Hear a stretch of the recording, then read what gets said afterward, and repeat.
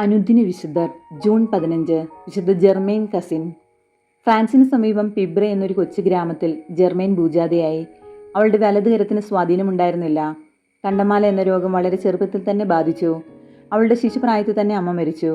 രണ്ടാനമ്മ ലൗറൻ വളരെ ക്രൂരിയായ സ്ത്രീയായിരുന്നു. ഭാര്യയുടെ പ്രേരണയ്ക്ക് വഴങ്ങി പിതാവ് അവളെ ആടുകളെ മേയ്ക്കാൻ ഏൽപ്പിച്ചു. ആ ജോലി പ്രഭാതം മുതൽ അസ്തമയം വരെ വയലിലും രാത്രി മുഴുവൻ തൊഴുത്തിൻ്റെ ഒരു കോണിലും കഴിച്ചുകൂട്ടുന്നതിന് അവളെ നിർബന്ധിതയാക്കി.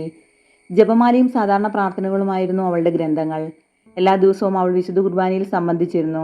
ദൈവമാതാവിനോടുള്ള പ്രത്യേക ഭക്തി അവൾക്കുണ്ടായിരുന്നു. രണ്ടാനമ്മയുടെ കയ്യിൽ നിന്ന് ദുർബലമായി ലഭിച്ചിരുന്ന ഭക്ഷണ സാധനങ്ങളുടെ പങ്കുപോലും ജെർമെയിൻ ദരിദ്രർക്ക് നൽകി പോന്നു. നിറഞ്ഞു കിടന്നിരുന്ന ഒരു നദിയുടെ ഉപരിതലത്തിലൂടെ അവൾ നടന്നു പോയിട്ടുണ്ടെന്ന് ജീവചരിത്രകാരൻ പറയുന്നു. 1601 വിശുദ്ധയ്ക്ക് 22 വയസ്സ് പ്രായമുള്ളപ്പോഴാണ് അവൾ മരണപ്പെടുന്നത്.